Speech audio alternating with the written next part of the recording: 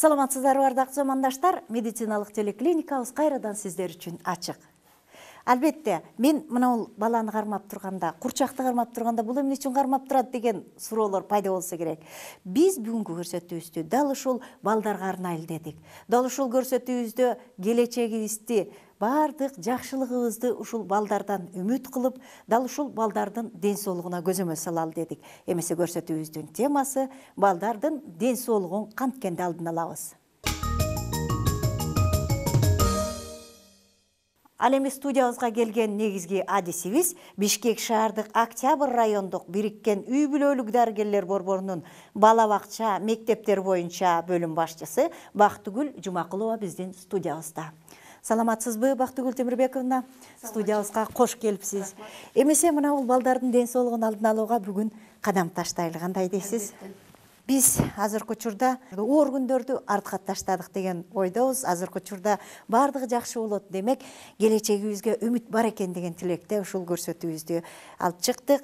Албетте, биринчи кезекте балдардын темасы болуп аткандан кийин айтсаңыз, ушул Кыргызстанда негизи эле балдардын ден соолугунун акыбалы кандай? Мектеп курагы, балда бакча? Негизи жагдай оор десек да болот, себеби деген бизде бала бакчага, мектепке балдар дени сак келет дагы, мектепти бүтүп атканда бир 50-60% балдардын ден соолугу начарлап кетишет да. Ошон үчүн бул багытта Саламаттык сактоо министрлиги дагы, Билим берүү министрлиги дагы өздөрүнүн иш чараларын баштап атат. Жазап баштады десем да болот. Себеби деген билим берүү мектеп курагында балдар бул билим берүү мекемесинде окугандыктан Саламаттык сактоо министрлиги ар бир мектепте медициналык кабинеттерди ачуу, ар бир мектепке медицина кызматкерлери менен камсыздоо иш чаралары. Демек, мурдагы союз мезгилиндеги кайрадан медпункттарды ачкан экен да мектептерге. Ооба, бирок бул нерсе азырынча Бишкек шаары Ош шаарында гана болуп атат, бирок бара-бара биз бардык айыл мектебинде дагы ушундай тейлөө болушун камсыздоонун үстүндө иштеп атабыз. Эң жакшы.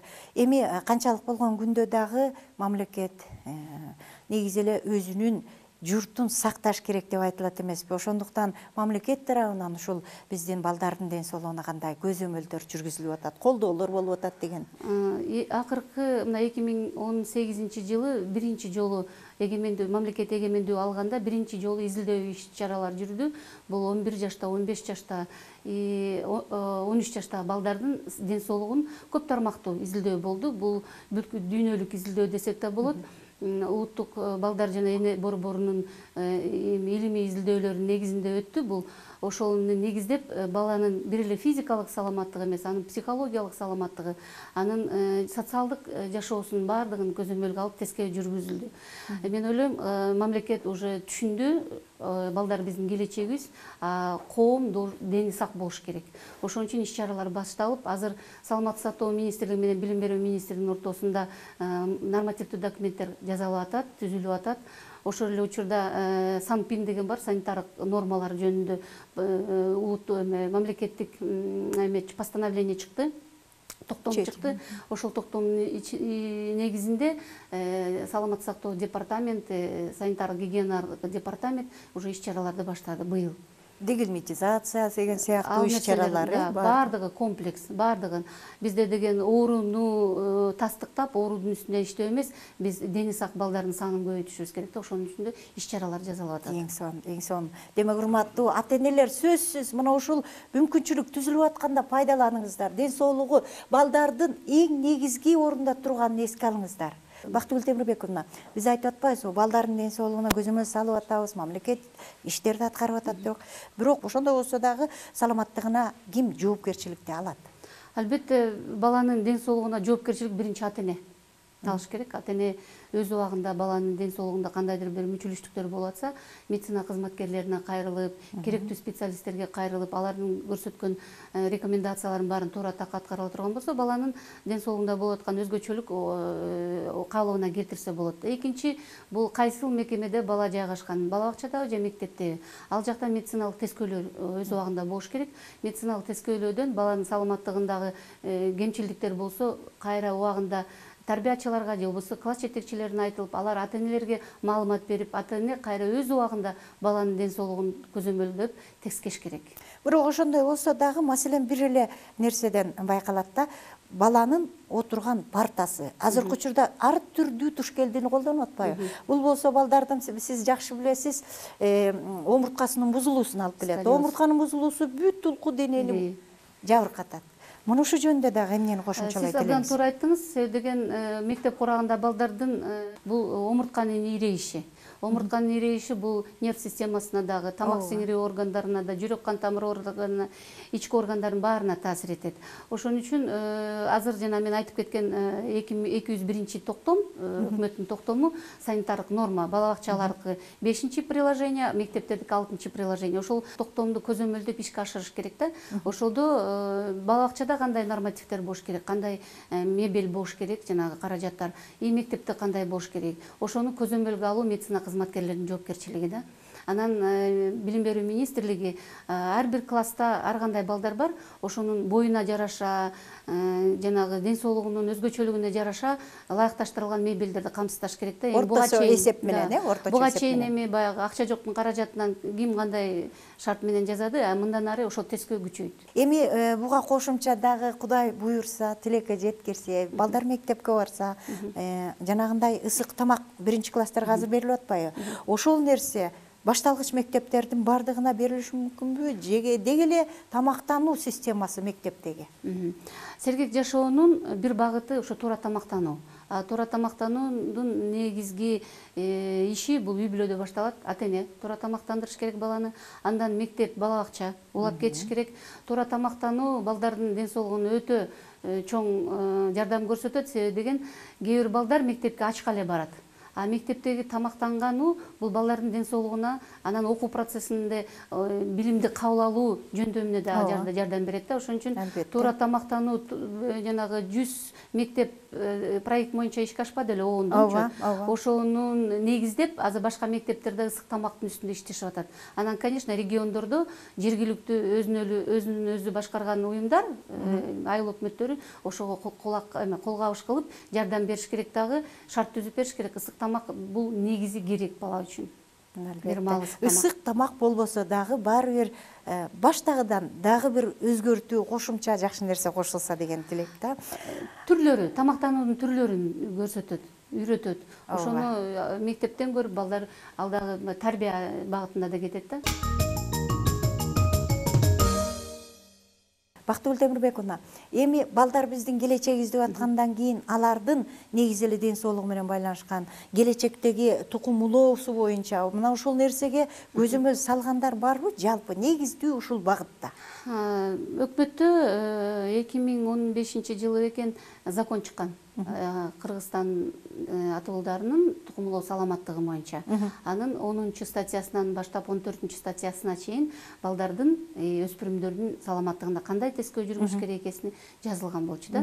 Бирок ошол закон чыкканда бир улуттук стратегия жазылган, бирок ал улуттук стратегия өзүнүн эмесин жоготуп койду, уже актуалдуу болгон. Күчүн да жоготуп койду. Азыр анын үстүндө да иштешип атат. Себеби тукум улоо саламаттыгы өтө маанилүү, өтө орчундуу деп эсептейм. Ошон үчүн бизде азыр тукум улоо саламаттыгын жаатында урологдор, подростковый урологдор, гинекологдор даярдалып, ошолор дагы мектептерде медициналык тескөөдө жанагындай лекцияларды окуп, мектеп курагында балдарга жанагы жыныстык түзүлүштөрүн, эрте жыныстык катнаштуу баштабоо деген нерсе негизги. Биринчи жыныстык өзгөрүү өсүү боюнча маалымат берип, андан кийин ошто эрте жыныстык катнашка барбаш үчүн, себеби эрте жыныстык катнашка баргандан кийинки кесепет жөнүндө жанагы эрте боюнда болуп калуу, эрте аборт жасоо, эрте энелик болуу деген нерселер бар да. Ошол өспүрүм куракта бул өтө кооптуу, себеби деген анын биринчиден балалыгы Албетте. Экинчиден балалуу болуу бул чоң түйшүк.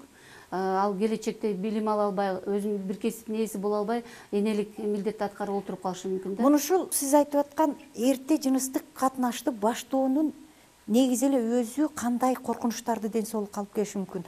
Балким мына муляжды колдонуп айтып кетерсиз биринчи кезекте. Биринчиден мен айтат элем, эрте жыныстык катнашка баруунун себептери эмнеден депчи. Мен айтар элем, бул маалыматтын жоктугу. убагында биз балдарга, өспүрүмдөргө туура так маалымат бере албаганыбыздан кесепети деп айтар элем. Экинчиден, улуу чоң адамдардын, ошол өспүрүмдөрдүн айлана чөйрөсүндө жүргөн чоң адамдардын жүрүм туруму да таасир этет да. Азыркы мезгилде бул эрте жыныстык катнаш бул бизнеске да айланып кетип атпайбы? Кээ бир кыздардын жүрүм турумундачы. Анан аны да өзүнчө ар кандай кылып тескөөлөр жүрүп атат. Кимдер бул зордук зомбулукка кабылган, ошол зордук зомбулукка кабылып эрте жыныстык катнашка барганда бизде албетте өспүрүм куракта, өзүнүн ордун таба электе, өзү үчүн жооп бере албаган мезгилде ал балдарда биринчиден нерв системасы жабыркайт, биринчиден психикасы жабыркайт. Психикасы жабыркап, дайыма стрессте, кыжалатчылыкта жүрүп, потом нерв система жабыркайт. Ал ошол каяка кайрылып, кимден жардам күтөрүн билбей, ичинен сыгылып жүрө-берип, потом жүрөк, кан тамырлы оорулары болушу мүмкүн, ашказанда язва болушу мүмкүн, ичегилерде оорулар пайда болушу мүмкүн. Анан албетте эрте жыныстык катнашта бул эрте тукумулуу саламаттыгын жоготуп, жанагы тукумсуздук алып келүүчү инфекцияларга жабыркайт. Анан аны дагы уялып, кайрыла албай жүрүшүп, анан жана тукумсуздукка алып келген жагдайлар болот. Кийин турмуш кургандан кийин ошол тукумсуздук орун алып, ал дагы бир өзгөчө үй бүлөдөгү проблемага айланат. Жакшы айтып кеттиңиз. Урматтуу замандаштар, негизи эле улуу муунбу же окуучулар балким бизди көрүп атат. Эмнени айткым келет? Балалык бул өзүнчө бир баалуулук деп айтат эле, бактылуудор. Дал ошол негизден, ошол курактан алыстабай туруңуздар. Азыр мына окуучулук мезгилде мектепти бүткөнгө чейин балалык бойдон болгону эң сонун. Урматтуу биздин балдарыбыз, ошондуктан ден соолугуңарды сактагыла дагы жанагы дарыгерибиз айтып кеткен эскертүүлөрдү дайыма сактаңыздар. Ал эми кийинки сурообуз дагы эле сиз эми эле козгоп кеттиңиз, балдардын зордук зомбулукка кабылуусу.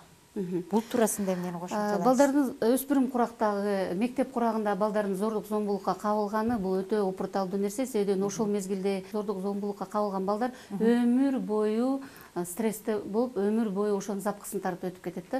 Ошон үчүн азыр бул маселенин үчүндө бизде мамлекетте комплекстүү иш-чара жүргүзүлөт. Бул Билим берүү министрлиги, Саламаттык сактоо министрлиги, Социалдык коргоо министрлиги и Ички иштер министрлиги. Ушул 4 министрликтин ортосунда комплекстүү иш-чара алып барат, преемственность работы деп коет.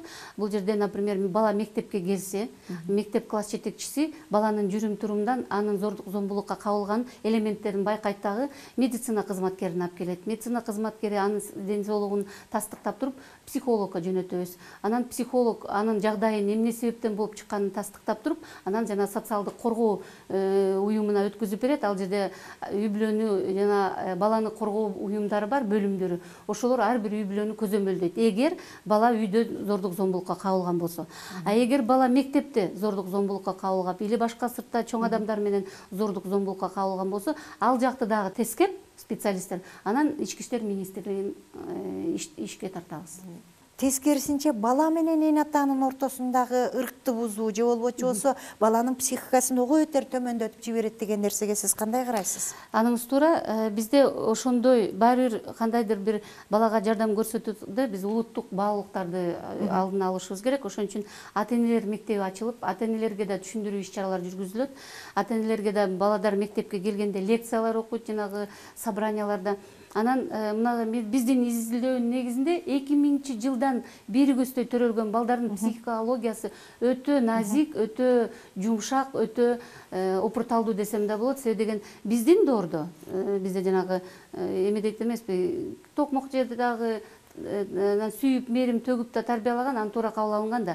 Азыркы доордо түшүндүрүү иштери менен ата-эне мен атамын, мен энемин, мен айтканым айткан деген эмес, баланы как инсан катары, личность катары сыйлап, бала менен диалогго, сүйлөшүү нерсеге барыш керек. Ошол эле туура эмес кылган нерсесин диалог менен чечиш керек. Өспүрүм куракта ата-энеге өспүрүмдөр менен иштеш үчүн бул алардын ишенимине кириш керек.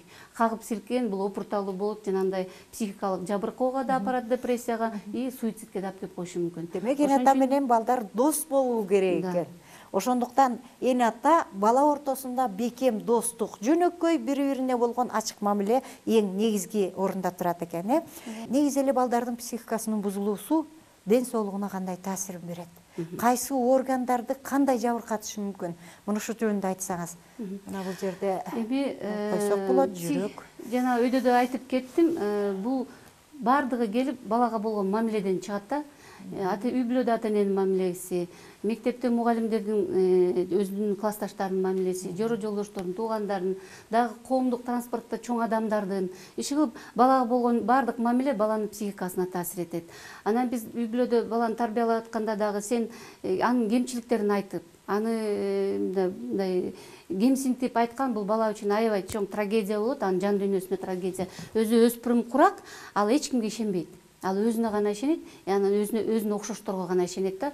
Ошон үчүн ичинен ойлонуп, сыгылып жүрүп, биринчи очередь айттым го, нерв системалары. Жана биз мектепте иштегенде билебиз да, балдар дайыма башы ооруп келе берет.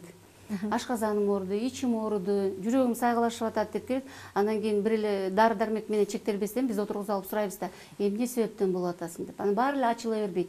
Ошон үчүн биз сурап, кээ бирлер медиктерге ачылат, кээ бирлер только психологторго ачылат. Ошондо баланын саламаттыгында көпкө бир жылдап сыгылып жүрсө ашказанда язва болушу мүмкүн. Жүрөктүн титиреши пайда болушу мүмкүн дагы, бат-бат согуп, постоянно толкундан коркуп жүрөт да. Ошол богок алып келиши мүмкүн, зоб алып келиши мүмкүн да, богок оорусун алып келиши мүмкүн. А богок бул системный гормоналдык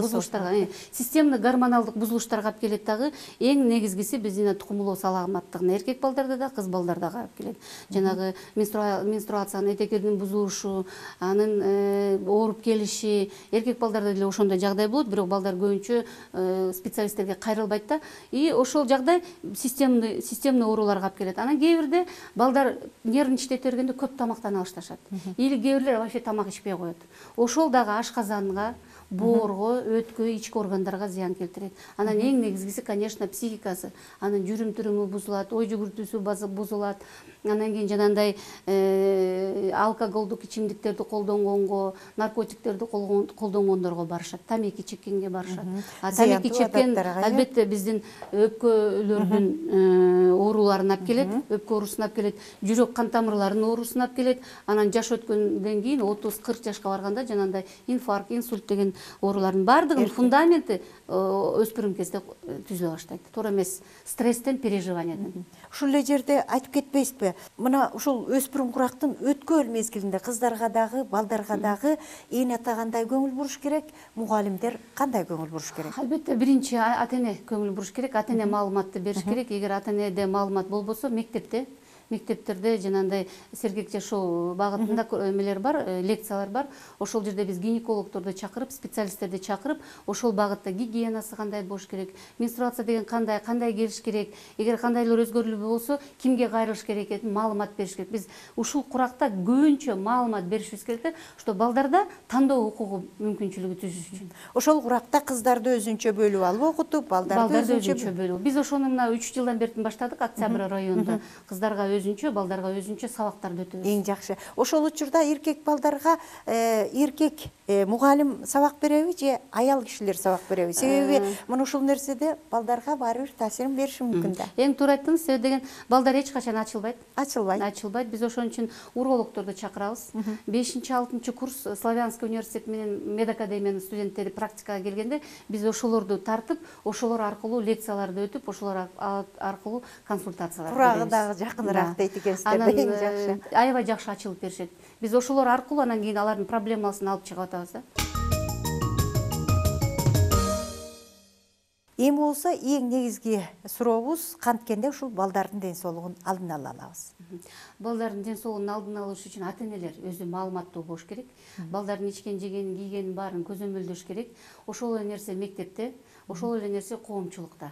Анан кийин бизде деген кайдыгерлик мамиле коомдо орун алганда, эми бул баласы катуу айтып капа кылып, анан тил укпайын депчи, андай болбош керек да. Кемчиликтер болсо биз мындай какпай силкпей түшүндүрүп айтыш керек да. Ал эмнеге алып келет, ал кандай залал көрсөтөт депчи.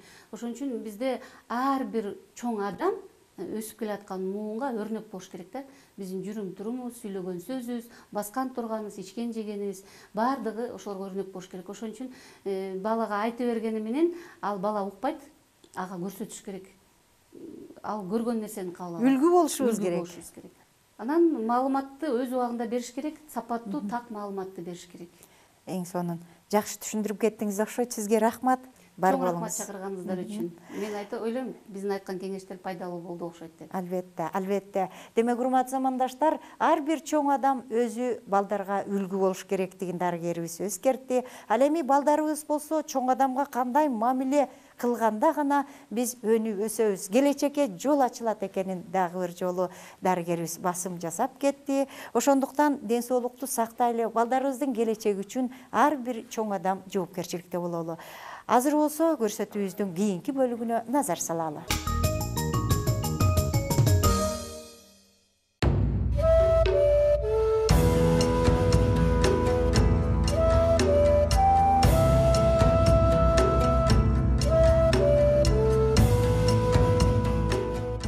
Skylotz уникалдуу технологияларды жана чыгыш медицина каражаттарын иштеп чыгуучу жана жайылтуу жаатындагы дүйнөлүк лидер компаниялар тобунун эксклюзивдүү өкүлү.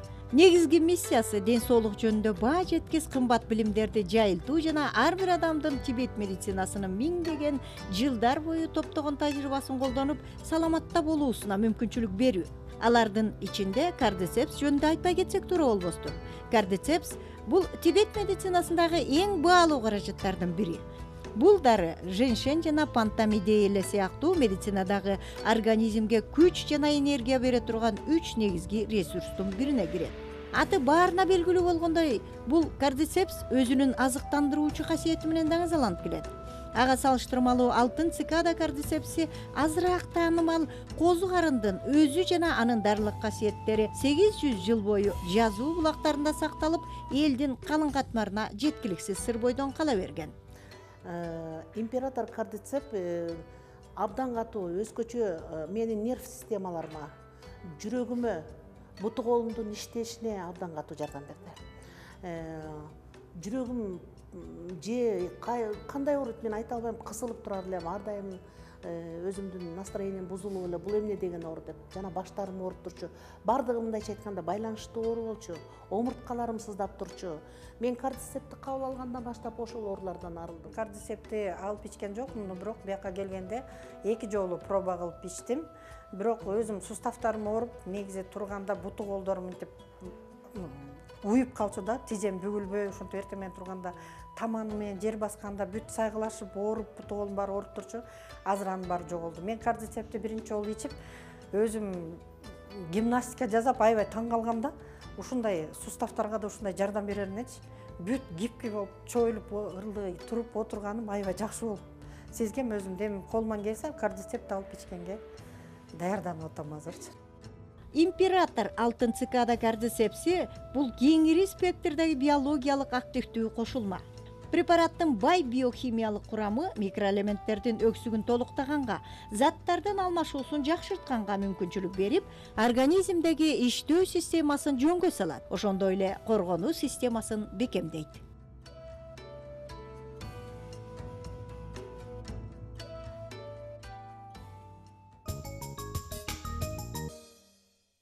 Мына урматтуу замандаштар, ушуну менен көрсөтүүбүздө аягына келип жетти.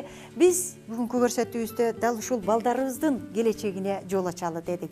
Ушулардын ден соолугуна өзгөчө көңүл буралы дебедикпи? Бул дегенибиз чоңдор үчүн дагы пайдалуу, себеби бактылуу карылыкка алып келет деген тилектебиз. Биздин көрсөтүүбүз болсо ушуну менен аягына келип жетти. Кайрадан жолукканча ден соолукта туруңуздар.